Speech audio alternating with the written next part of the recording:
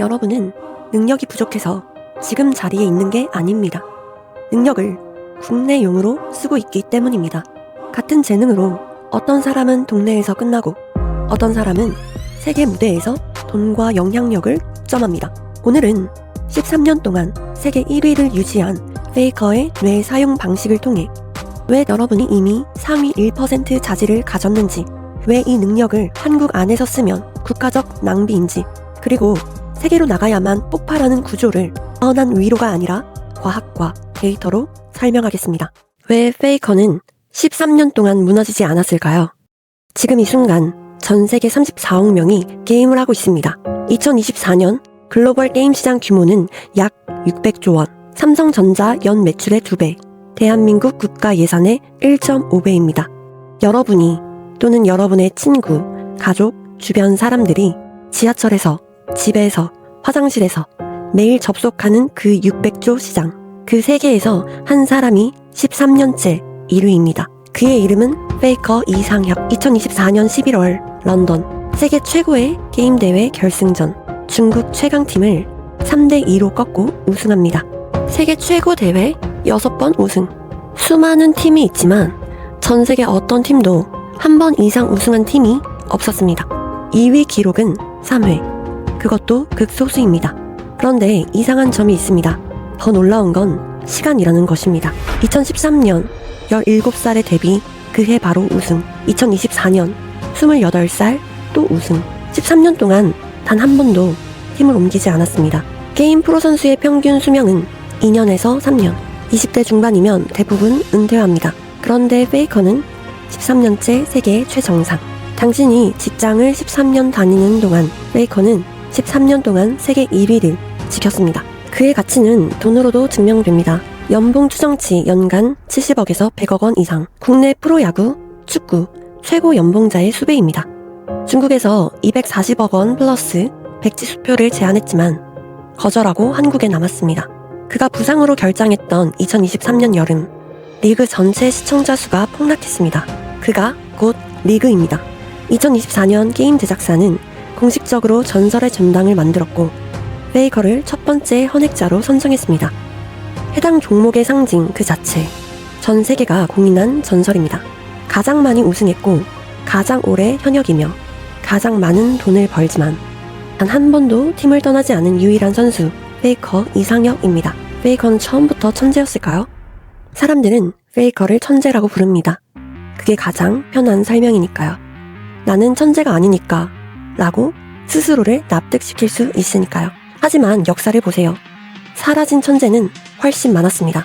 페이커보다 재능이 뛰어났다고 평가받았던 사람들, 초반 2, 3년은 페이커를 압도했던 선수들, 4세대 페이커라고 불렸던 선수들, 그들은 어디로 갔습니까? 재능이 있었지만 소리소문 없이 잊힌 천재들은 수천 명입니다. 그런데 왜 페이커만 10년을 넘게 살아남았을까요? 여기서 중요한 사실 하나, 페이커는 데뷔 초반에 가장 재능 있는 선수가 아니었습니다. 그는 가장 반응 속도가 빠른 선수도 아니었고 가장 기계적으로 완벽한 선수도 아니었습니다. 그런데 모든 천재들이 사라진 자리에 페이커만 남았습니다. 이유는 단 하나입니다. 감정 삭제. 오늘은 페이커의 게임 실력을 이야기하지 않습니다. 그가 왜 기계처럼 감정을 지워버렸는지, 그리고 그 선택이 왜 당신의 통장 잔고와 직접적으로 연결되는지, 그리고 왜 지금 당신이 한국 시장에 갇혀있는지 아주 과학적으로 설명하겠습니다. 게임을 잘하는 사람은 페이커 말고도 많았습니다. 한두 시즌 반짝이다 어느 날 갑자기 폼이 떨어져 사라진 선수들, 여러분이 아는 이름만 해도 몇 명 있을 겁니다. 왜 그들은 사라졌고 왜 페이커만 남았는가? 우리는 자본주의를 경쟁이라고 착각합니다. 아닙니다. 자본주의는 탈락 게임입니다. 누가 더 잘하느냐가 아니라 누가 먼저 무너지지 않느냐의 싸움입니다. 행동경제학과 의사결정 연구에 따르면 인간은 이익을 얻는 것보다 손실을 피하려는 성향이 훨씬 강합니다. 이를 손실 회피 성향이라고 부르며 평균적으로 손실은 이익보다 약 2배 이상 강하게 인식됩니다. 즉, 경쟁 환경에서는 더 잘하려는 사람보다 무너지지 않으려는 사람이 장기적으로 살아남을 확률이 높다는 것이 실험과 데이터로 반복 확인되었습니다. 여러분은 지금 어디에 서 있나요? 더 잘하려고 애쓰는 쪽인가요? 아니면 무너지지 않으려는 쪽인가요? 사람이 무너지는 지점은 항상 같습니다. 실력이 부족해서 망하는 경우는 드뭅니다. 대부분 감정 때문에 망합니다. 승리 후의 자만, 패배 후의 자책, 비교, 불안, 순간의 들뜸, 이 감정들이 뇌를 지배하는 순간 판단력은 흐려지고 결정은 늦어지고 집중력은 무너집니다. 페이커도 처음부터 감정이 없었던 게 아닙니다. 2017년 페이커는 월드 챔피언십 결승에서 졌습니다. 7년 만에 패배였습니다. 페이커도 감정이 있는 사람입니다. 패배가 아프고 승리가 기쁜 사람입니다. 그런데 다음 경기에서 그는 달라졌습니다. 페이커가 모든 경쟁자를 제치고 살아남은 이유는 아마도 이 감정의 덫을 시스템적으로 제거했기 때문일 것입니다. 신경과학 연구에 따르면 인간의 뇌에는 감정을 처리하는 편도체와 판단을 담당하는 전전두피질이 있습니다. 강한 감정 상태에서는 편도체의 활동이 증가하고 이때 전전두피질의 기능이 억제됩니다. 이 현상은 편도체 하이제킹이라고 불리며 감정이 강해질수록 판단 정확도와 의사결정 속도가 동시에 떨어진다는 사실이 뇌 영상 연구로 확인되었습니다. 페이커의 뇌와 당신의 뇌는 같습니다. 페이커도 편도체가 있고 전전두피질이 있습니다. 차이는 단 하나입니다. 페이커는 감정이 판단을 지배하지 못하게 막았고 대부분의 사람들은 아직 그러지 못하고 있다는 것, 그게 전부입니다. 페이커를 보면 이상할 정도로 표정이 없습니다. 우승을 해도 실수를 해도 얼굴은 늘 평탄합니다. 왜 그럴까요? 이유는 단순합니다. 그에게 감정은 에너지가 아니라 제거해야 할 노이즈이기 때문입니다. 감정이 흔들리면 판단이 흔들리고 판단이 흔들리면 경기에서 집니다. 이 인과관계를 너무 잘 알기 때문에 그는 자신을 항상 0점으로 맞춥니다. 여기서 중요한 사실, 페이커는 감정이 없는 사람이 아닙니다. 그는 감정을 느끼지 않는 게 아니라 결정에 참여시키지 않는 사람입니다. 감정 조절에 관한 뇌 영상 연구에 따르면 감정을 억누르는 것이 아니라 인지적으로 분리할 때 전전두피질의 활성은 증가하고 편도체의 반응은 감소합니다. 즉, 감정을 없애는 것이 아니라 감정이 의사결정 회로에 개입하지 못하게 하는 것이 성과를 높이는 방식이라는 것, 이것이 신경과학적 결론입니다. 이제 여러분의 이야기입니다. 여러분은 스스로를 나는 왜 이렇게 감정적일까? 왜 사소한 걸 그냥 넘기지 못할까? 이렇게 책망한 적이 있을 겁니다. 감정을 느끼는 게 문제가 아니라 그 감정을 관리하지 않는 것이 문제입니다. 여러분은 감정에 휘둘리는 사람이 아니라 감정을 빨리, 많이 감지하는 사람입니다. 남들이 그냥 지나치는 미세한 분위기, 말투, 표정, 그걸 다 받아들이는 고성능 센서를 가진 거죠.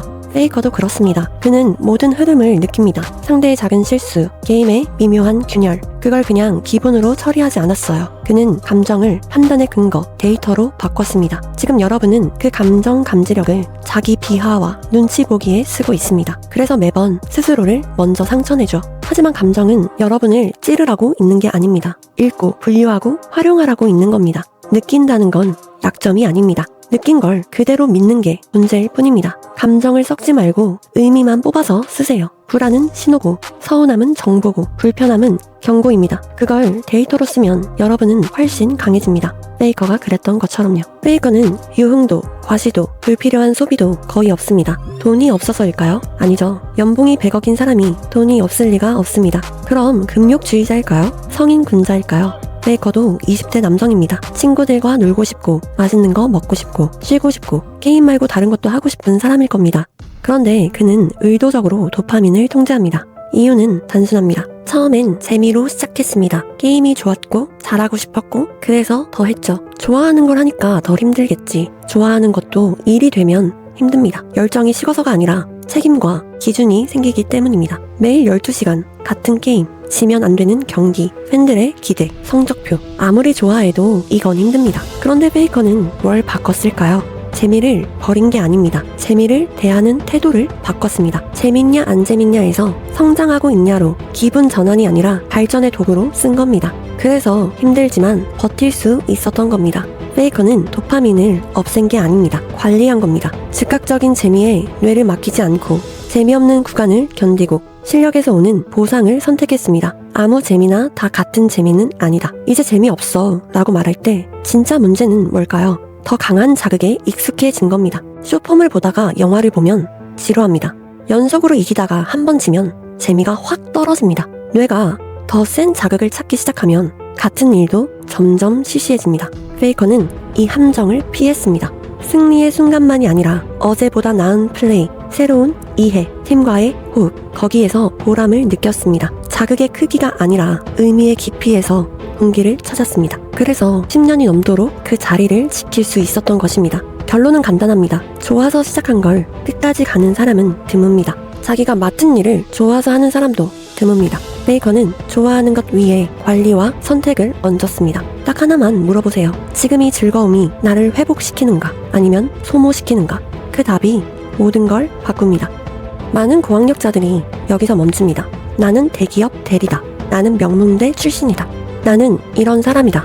이 이미지에 집착합니다. 그래서 실패할 것 같은 일은 피하고 체면 깎일 선택은 미루고 완벽한 타이밍만 기다립니다. 베이컨은 달랐습니다. 13년 동안 5번 우승을 했죠. 그럼 나머지 8년은 뭘 했을까요? 졌습니다. 2014년, 2017년, 2018년, 2019년, 2020년, 2021년, 2022년 7년 동안 베이컨은 세계 최고가 아니었습니다. 2017년 결승에서 진 후 사람들은 말했습니다. 베이커의 시대는 끝났다. 이제 은퇴할 때가 됐다. 새로운 세대에게 자리를 내줘야 한다. 그런데 베이컨은 어떻게 했습니까?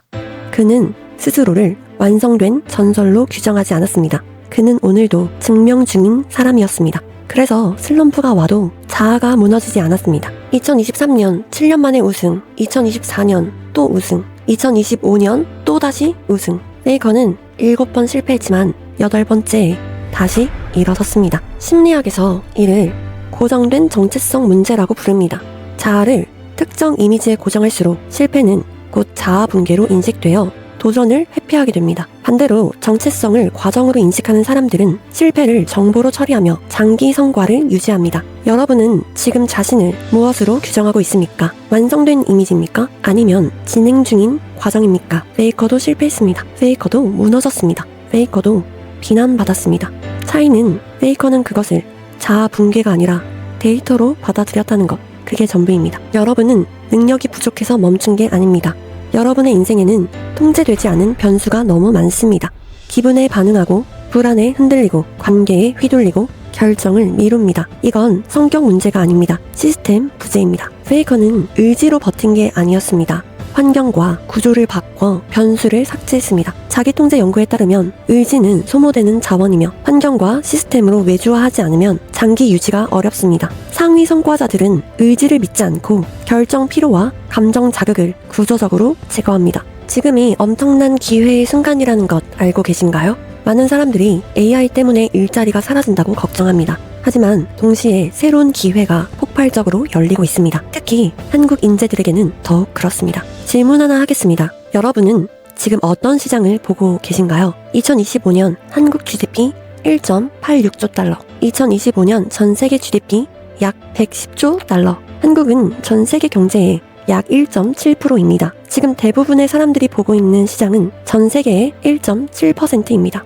이제 관점을 바꿔보겠습니다. 한국 시장 안에서 경쟁하려면 5천만 명이 이미 몰려있는 판에서 서로 같은 규칙으로 싸워야 합니다. 반면 세계 시장은 80억 명 중 0.01%의 취향만 맞춰도 800만 명입니다. 작은 나라가 굴러갈 수 있는 인구 규모의 시장입니다. 어느 쪽이 기회가 더 많아 보입니까? 세계 시장은 어렵잖아요. 영어도 못하는데요. 10년 전이라면 그럴 수도 있습니다. 하지만 지금은 2026년입니다. AI 번역기는 실시간으로 돌아갑니다. 챗 GPT는 여러분의 영어 메일을 원어민처럼 씁니다. 유튜브는 자동으로 150개국 언어 자막을 만들어줍니다. 세계로 나가는 진입 장벽은 20년 전에 10년 전에 10분의 1도 안 됩니다. AI가 일자리를 빼앗는다고요? 맞습니다. 일부는 그렇습니다. 하지만 동시에 AI는 여러분에게 엄청난 힘을 줄 수도 있습니다. AI가 언어 장벽을 없애고 인터넷이 거리 장벽을 없애줍니다.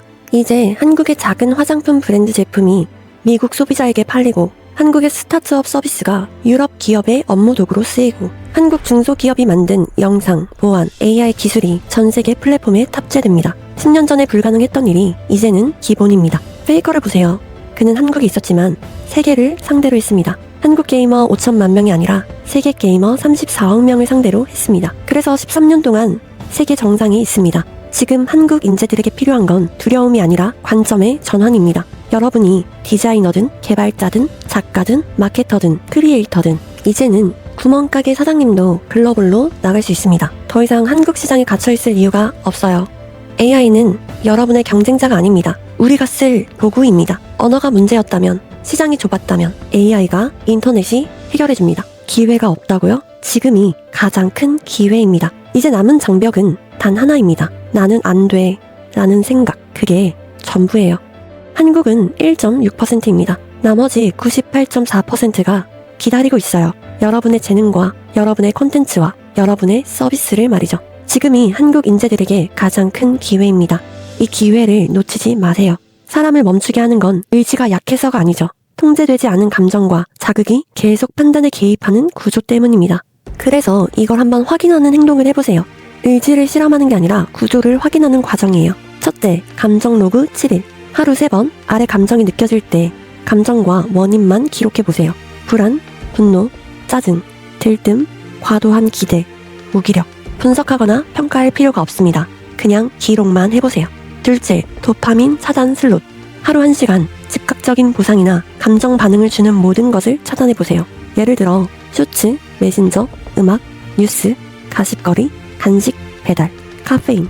이 시간에는 종이에 쓰는 일, 미뤄둔 일 한 가지에 집중하기, 지원하거나 거절하거나 정리하는 것 중 해야 할 일 한 가지, 관계 정리, 업무 방향 결정.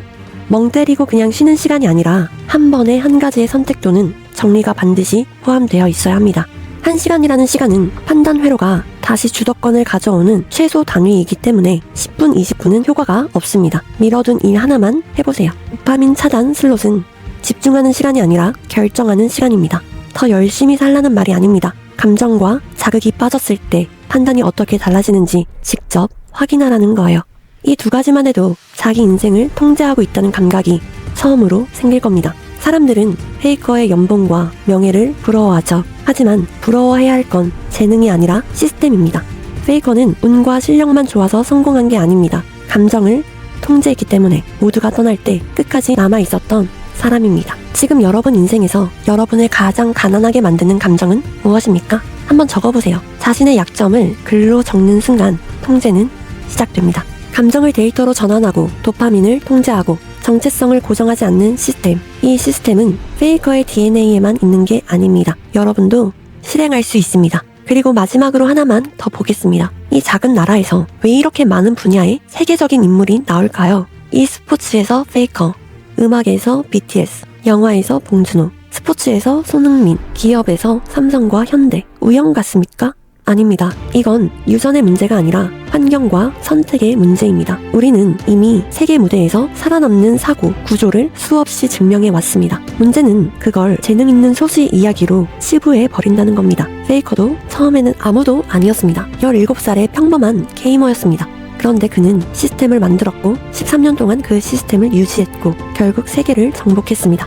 페이커가 한국이라는 건 우연이 아닙니다. 한국인은 이미 세계 무대에서 성공하는 방법을 알고 있습니다. 문제는 그걸 나는 안 돼 라고 생각하는 여러분의 고정된 정체성입니다. 오늘 영상에서 본 시스템, 감정 통제, 도파민 관리, 정체성 고정 거부. 이건 페이커만의 유전자가 아닙니다. 우리가 가지고 있는 구조입니다.